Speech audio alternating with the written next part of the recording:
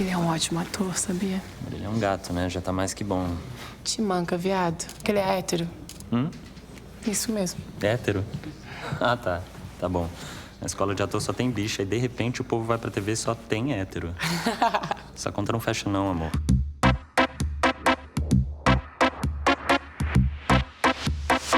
Olá, eu sou Vinícius Calderoni e começa agora o terceiro episódio do podcast oficial de Todos Nós, série original da HBO.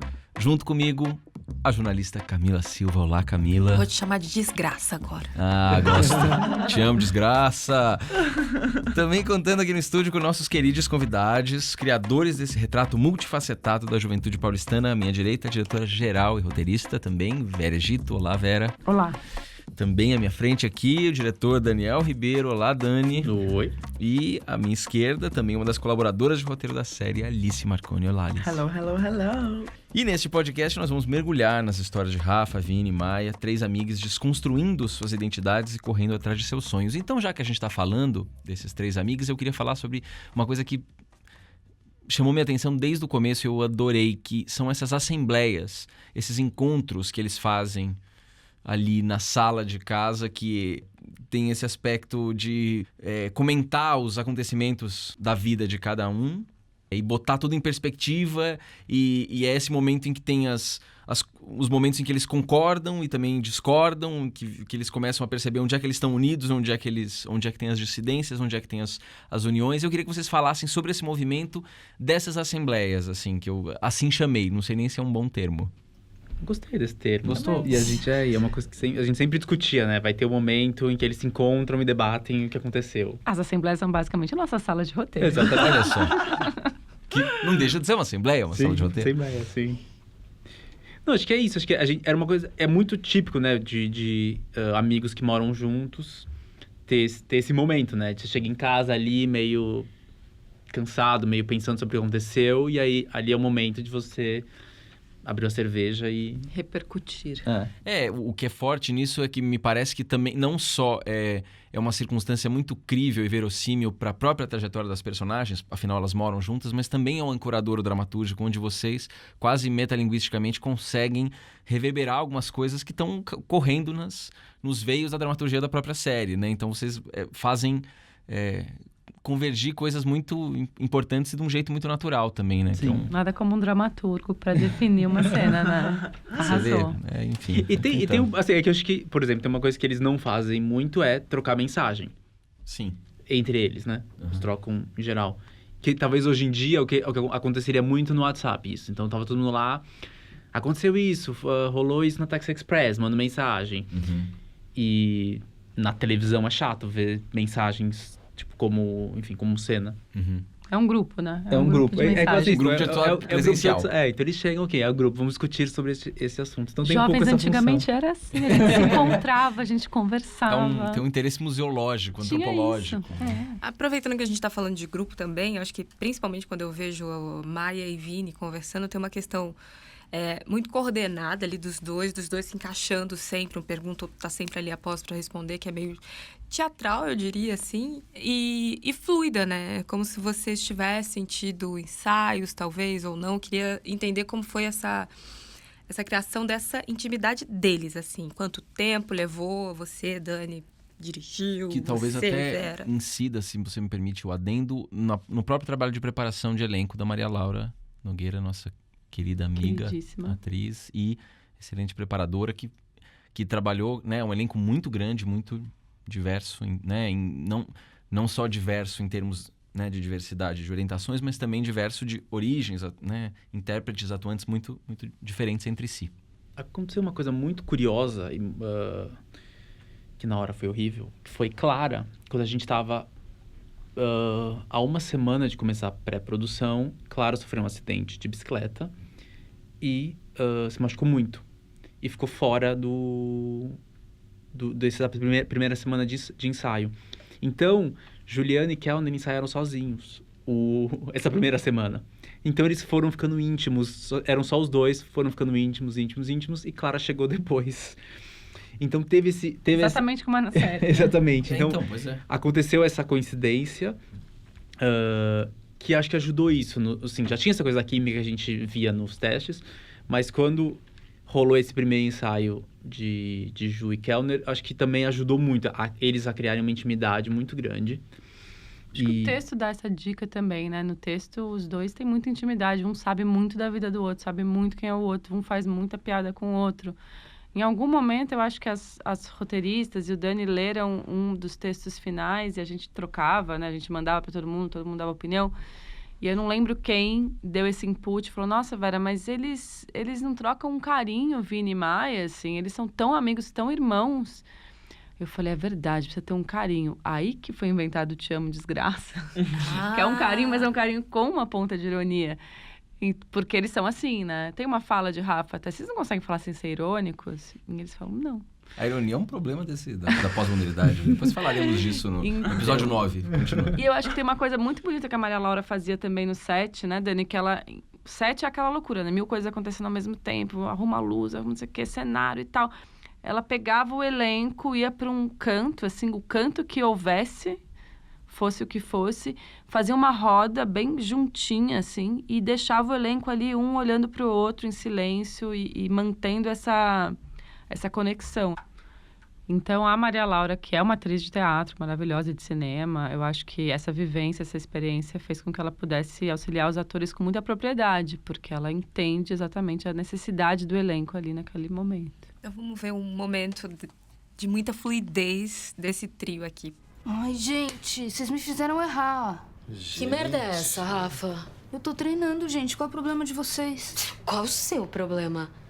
Explica pra gente que merda é essa, Rafa. Gente, é que assim, a pele do porco é muito parecida com a pele humana, então é bom pra gente sentir... Tá, você jura que você tá torturando animal dentro da minha casa?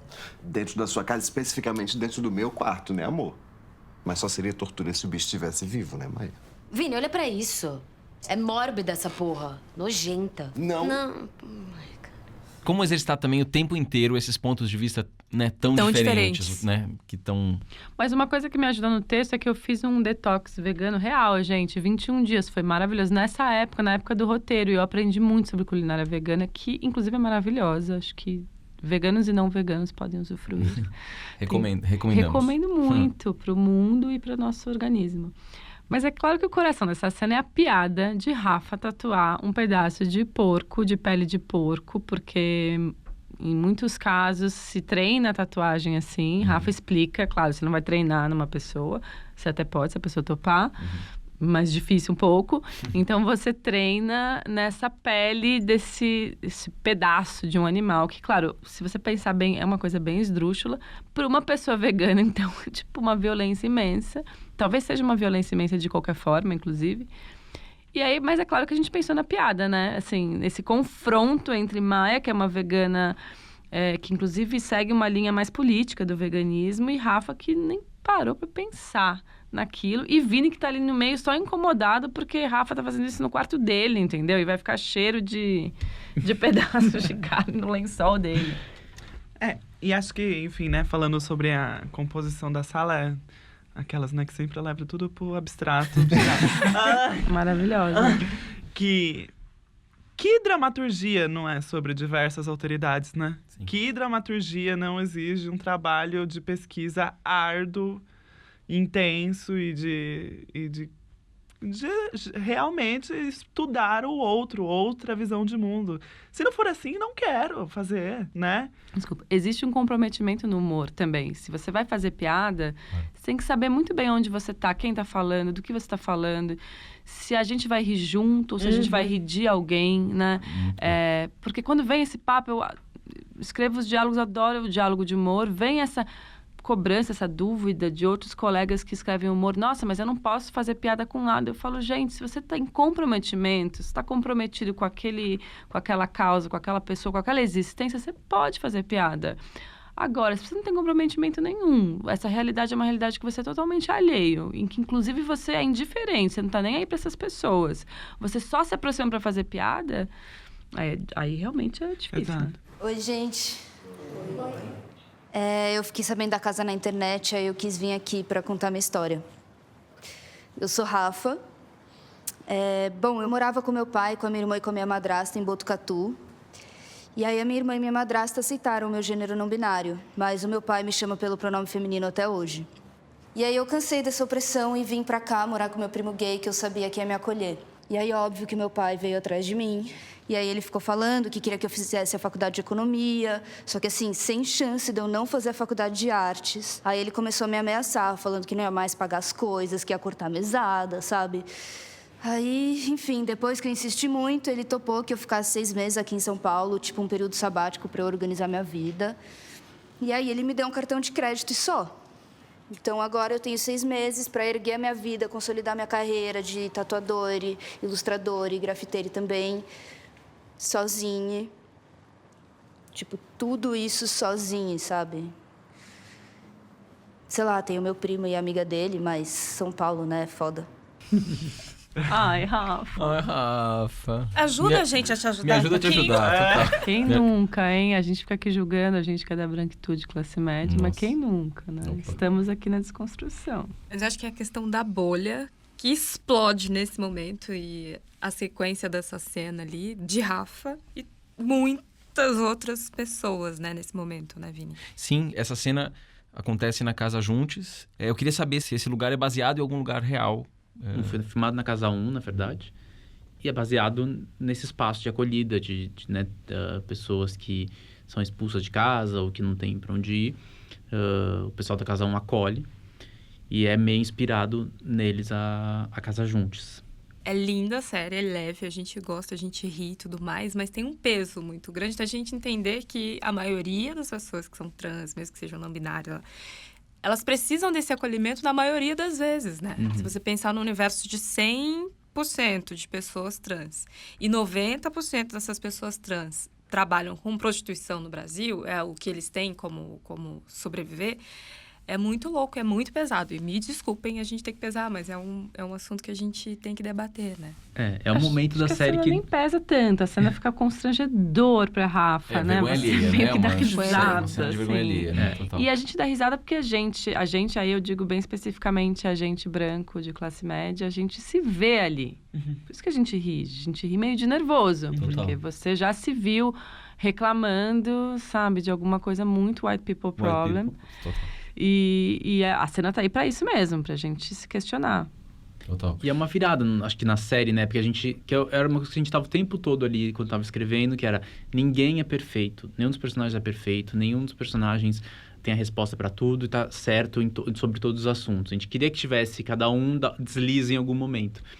E Rafa, os primeiros 2 episódios, tá se colocando acima de todo mundo ali, de alguma forma, né? Vini tá errado, meu pai tá errado, Maia também, ninguém me respeita, ninguém... E de repente chega aqui, a gente inverte um pouco isso. Acho que era importante pra gente também mostrar que, ó, tem um outro lado aqui.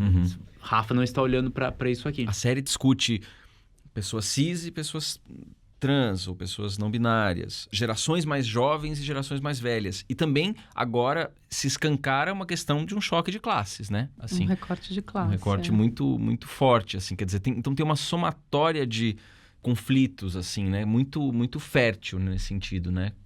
Um recorte de classe e de raça também, que eu acho que esse episódio vai abordar bastante, né? E foi uma decisão consciente nossa que Rafa não fosse uma pessoa negra, justamente porque tem uma sobreposição de questões, né? Quando você vai para essa cena da Casa Juntes, ser trans te coloca num lugar na sociedade, ser uma pessoa trans e ser uma pessoa trans negra te coloca em um outro lugar da sociedade.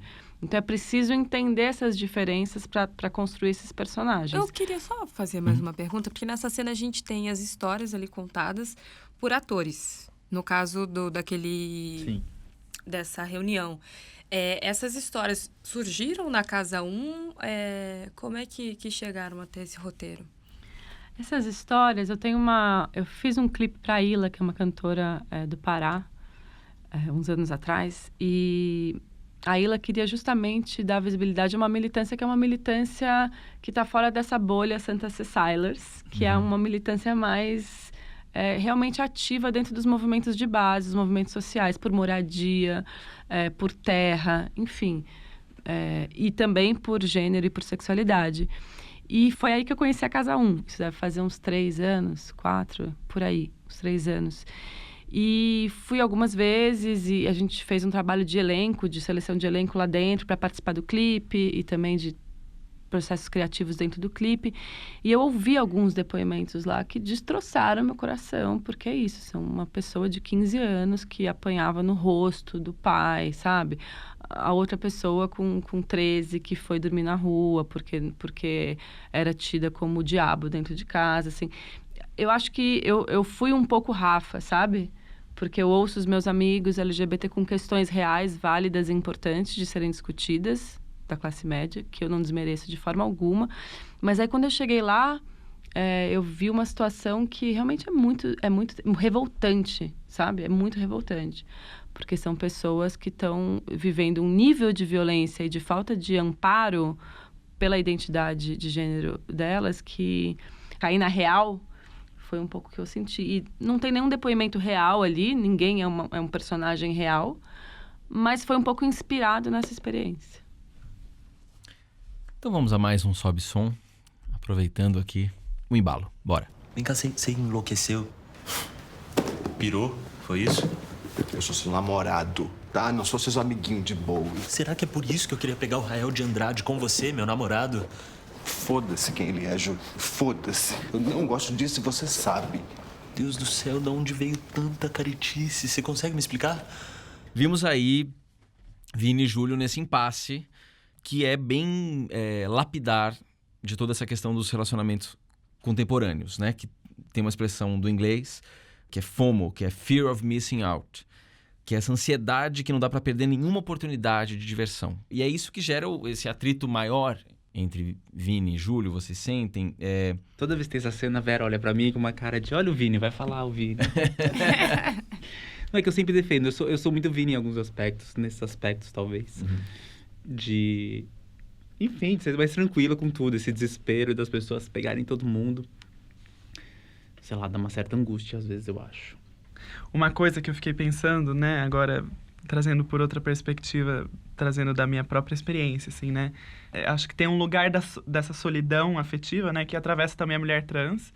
Falando especificamente da mulher trans heterossexual, né, que se relaciona com a masculinidade hétero. Esse lugar da libertinagem, né, do relacionamento aberto, do não tenha compromisso, do é tudo gostoso, é tudo muito bom, muitas vezes é a única opção, né? E eu fico pensando, acho que, né, tem esse lugar que é do contemporâneo, né? Que é acho que é uma questão mais universal, mais existencial do Fear of Missing Out. Eu não conhecia essa expressão, eu amei. A conclusão é que eu acho que esse Fear of Missing Out é um privilégio. É um lugar de privilégio, né? É um lugar de uma existência que realmente pode usufruir de tudo, né? Que realmente tem tudo à sua disposição e pode escolher não fazer isso, né? Pode escolher não se envolver afetivamente, pode escolher não ter compromisso, pode fazer essas escolhas, porque está num lugar social, né, que lhe concede essas possibilidades. Enquanto, da minha perspectiva...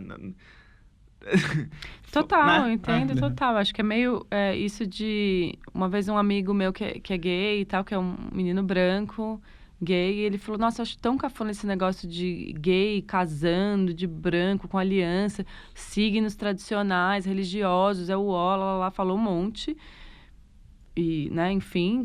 E eu falei, cara, eu também acho, assim, ou não acho, sei lá, cada um faz o que é da vida. Eu entendo você associar isso a uma coisa tradicional, então como é que eu, que sou gay, vou me associar a uma coisa tão tradicional? Mas, ao mesmo tempo, esse direito sempre foi vedado a essas pessoas, né? O direito ao matrimônio ou ao afeto oficialmente. Então, talvez seja uma conquista. Talvez para mim, mulher branca, hétero, que sempre me pediram para eu casar de branco, eu, dentro desse privilégio, eu falo, não quero, acho isso cafona. Mas e para quem nunca teve acesso a isso? Será que não é uma conquista? Exato. As coisas se invertem, né? Mas Vini e Júlio são dois homens. Então, ali eu acho que realmente o lance é... É uma disputa de ideal mesmo, eu acho. É o que você falou, assim, um é afim de uma coisa, outro é afim de outra. E rola hoje em dia também uma questão, acho que no universo gay, acho que talvez Vini reflete um pouco isso, que é o relacionamento aberto é meio padrão em algum grau, assim, sabe? Todo mundo chega uma hora e fala, gente, por que a gente tá... Por que a gente vai norma, ficar... né? Vira norma. O que eu acho super positivo que exista aí, né? Isso. Tem muita gente que reclama que é essa coisa do, hoje ninguém mais quer nada com ninguém. É que eu acho relacionamentos raros. A gente banalizou o relacionamento. Eu acho que o encontro entre duas pessoas é muito raro. Então, eu acho que quando a gente... O encontro monogâmico, então, Mas... Não, é que acho que todo mundo quer um grande amor. E não todo mundo quer ter 10 grandes amores durante a vida. E não existe isso. Existe, sei lá... As coisas que acontecem. Se você tá no momento em que você tá apaixonado por uma outra pessoa e aquela pessoa quer ficar com você, que lindo. Se não tá nessa química, nessa sintonia, deixa a pessoa livre. Ou entra Acho que é isso. Acho que falta essa tranquilidade para viver a vida. Nem Vini, nem Júlio estão cada um de um lado da balança. E eu acho que eles não estão se encontrando nesse meio do caminho. Eu li um livro recentemente de um psicanalista inglês. O livro se chama Monogamia e o autor é Adam Phillips. E eu acho muito curioso os deslocamentos que o livro propõe, assim, e me faz pensar muito nisso, né? A gente fica falando de relacionamento aberto. Mas, gente, relacionamentos abertos, às vezes, têm regras tão obsessivas. Não, pode ficar, mas é uma vez só. Eu não posso conhecer, eu não posso seguir no Instagram. Não pode Não pode ser amigo. Transar. Pode beijar, é uma espécie de toque, né? Pode ficar, assim, pode transar quantas vezes for, mas se envolver, aí já não dá. Você segura esse coraçãozinho. Tem um coeficiente de envolvimento. Você tira a chave. Você aperta a chave. Bota como é que fala? Subcutâneo. Então, eu acho que é muito louco isso, né? Como a gente polariza essa discussão, quando na verdade às vezes é a mesma coisa, né? A gente tá falando de ciúmes, de amor, de traição, de envolvimento, né? É interessante a gente botar mais uma camada nessa cena. Não fica claro que o Júlio quer ficar com outras pessoas sem o Vini. Ele parece que ele propõe que eles fiquem juntos, que eles dois fiquem com mais alguém ou mais alguéns, que também é uma outra modalidade, né? Exato. Porque existe o aberto, que é isso, cada um fica com as suas pessoas. Não me conta, às vezes tem isso. Mas eu acho que o Júlio tá propondo uma coisa, manter o casal. Sim. Que é um ponto positivo. Vai, Sim. Daniel. Não, eu não sou Vini nesse sentido eu sou Vini no sentido da preguiça, eu acho, Vini. Gente, mais uma pessoa pra dar mais problema. Total, eu entendo também. É meio isso, assim, um relacionamento já dá um trabalho e tal. Você colocar mais uma pessoa no rolê, mais pra um quê? Vértice, né? Pra mim é isso. Olha, eu sou vi da uma preguiça. frase já sobre trisal que ficou na minha cabeça, que é, como é que é? Um trio são 3 duplas. Não existe trio. Eu fiquei assim, nossa, verdade. São sempre 3 duplas, né? Porque tem dinâmicas muito específicas, assim. Eu tenho uma amiga, que ela foi fazer um trio, e aí tinha uma insegurança. E vencida a insegurança, ficou ela e a outra pessoa, ainda bem pra ela, porque tinha essa insegurança, e a outra pessoa ficou escanteada quando resolveram fazer esse triângulo. Mas podia ser que ela ficasse essa pessoa escanteada. Então, a gente tem essa insegurança também do outro te trocar. Mas a gente sempre pode ficar escanteado.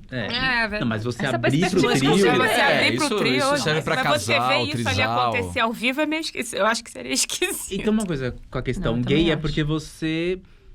Tá todo mundo ali igual, né? Então, sei lá, alguém que é isso, a pessoa, no caso que Júlio tá afim do Rael. Aí chama o Rael. Aí no final das contas fica Rael e Vini e Júlio fica de fora. Tem esse risco, que é o que você falou. Tem esse risco. É sempre esse risco no trisal gay. Então, é uma aposta você querer isso. Uma aposta que vale a pena. Uma aposta que eu não veremos pelo desenvolvimento de todas as coisas. Procurando o caminho do meio, a gente vai encerrando mais um episódio aqui com todas essas adversativas Do homenagem. do homenagem, essas adversativas sobrepostas. Não antes eu dar um teaser do que nos espera no 4º episódio de Todos Nós. Vini recebe um nude inesperado. Maia enfrenta seu chefe, Rafa se vê adentrando um triângulo amoroso. Olha aí, mais um trio. Minhas despedidas aqui, depois dessa pausa dramática. Muito obrigado, Alice. Muito obrigado, Dani. Obrigado, Vera. Muito obrigado, Camila. Te amo, desgraça. Te amo, desgraça. Eu sou Vinícius Calderoni. Estarei aqui com Camila Silva, Vera Gito, Daniel Ribeiro e Alice Marconi no próximo episódio do podcast de Todos Nós. Lembrando que logo depois de assistir ao episódio da série, você encontra nosso podcast nas principais plataformas digitais. Valeu, tchau.